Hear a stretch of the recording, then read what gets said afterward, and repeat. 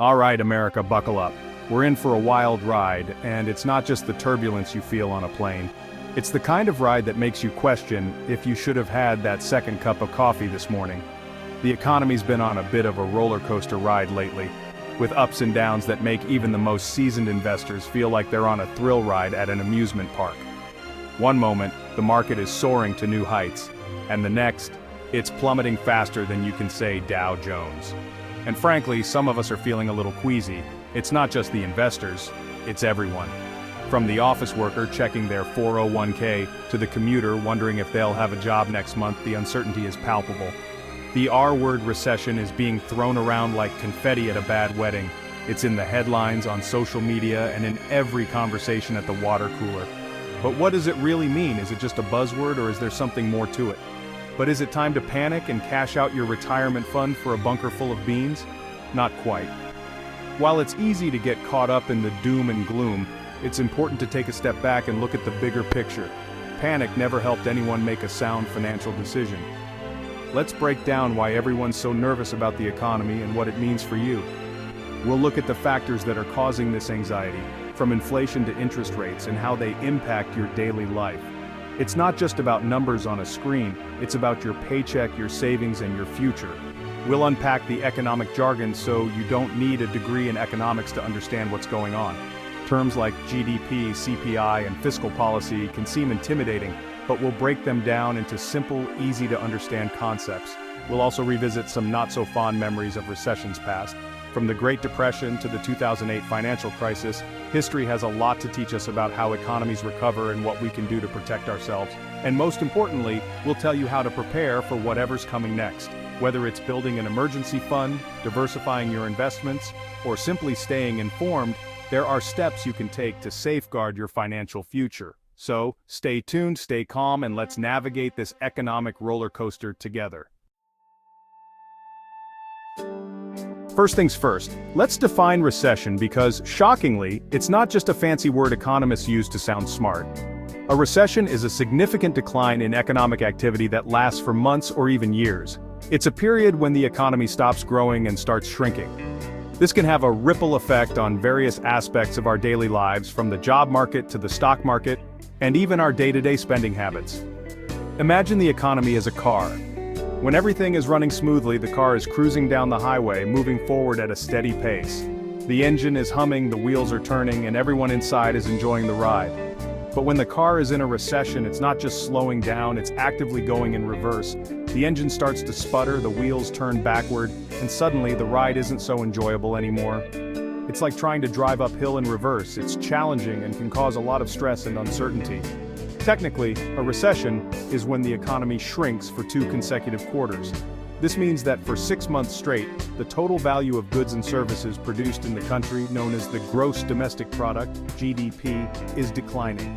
Economists use this measure to determine whether the economy is growing or shrinking.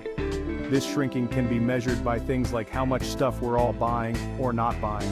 When people are worried about the economy, they tend to spend less money. They might cut back on non-essential purchases like dining out or buying new clothes, and focus only on the necessities. Another indicator is how many people are working. During a recession, companies might lay off employees or freeze hiring to cut costs. This leads to higher unemployment rates, which can further reduce consumer spending because people without jobs are less likely to spend money. And then there's how much money businesses are making. When the economy is in a slump, businesses often see a decline in sales and profits. This can lead to a vicious cycle where companies cut back on production, lay off workers, and reduce investment, which in turn can further slow down the economy. Basically, it's a big ol' economic slump. Recessions can lead to widespread financial hardship, with closed businesses, empty streets, and foreclosed homes becoming all too common.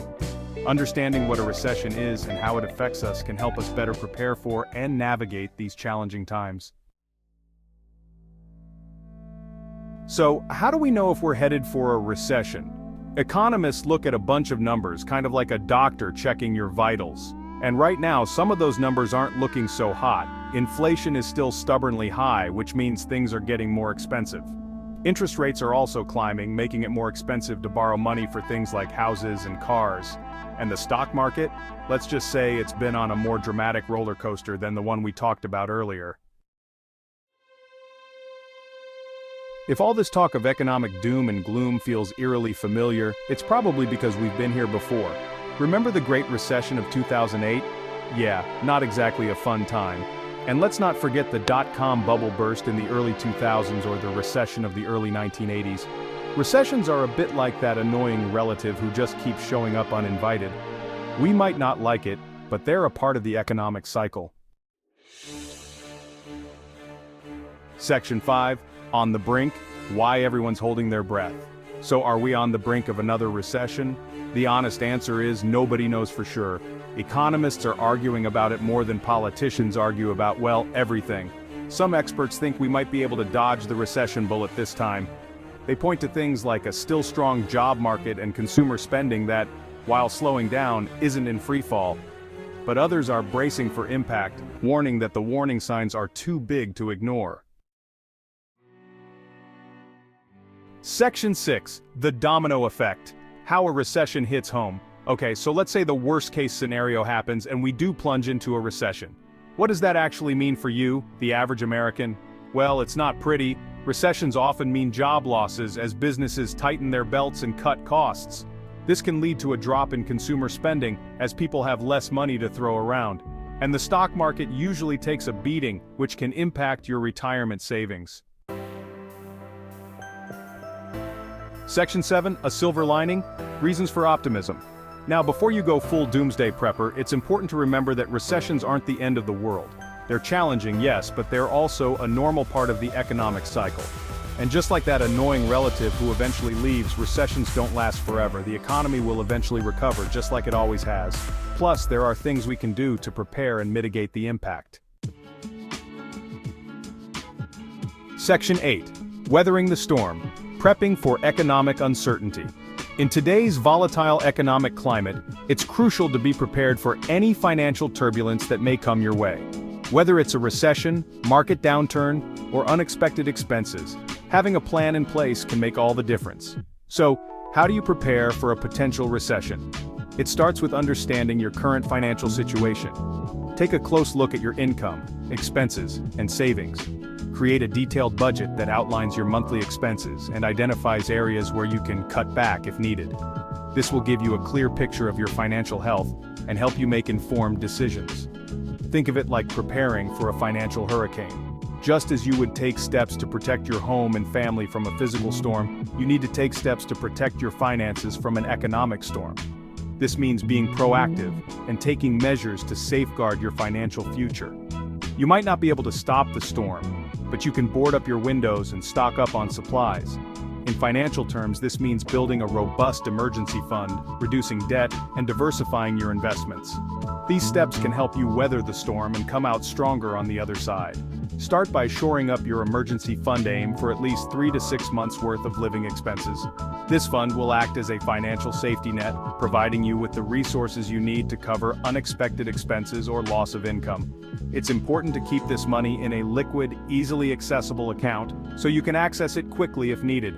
Pay down high-interest debt so you're not drowning in interest payments. High-interest debt, such as credit card debt, can quickly become unmanageable during an economic downturn. By paying off this debt, you can free up more of your income for savings and other essential expenses. Consider consolidating your debt or negotiating with creditors to lower your interest rates. And consider diversifying your investments so your eggs aren't all in one basket. Diversification can help reduce risk and increase the potential for returns.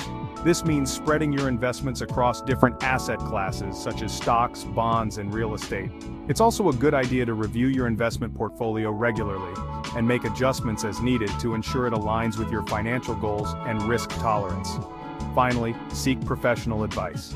A financial advisor can help you create a comprehensive financial plan that takes into account your unique circumstances and goals.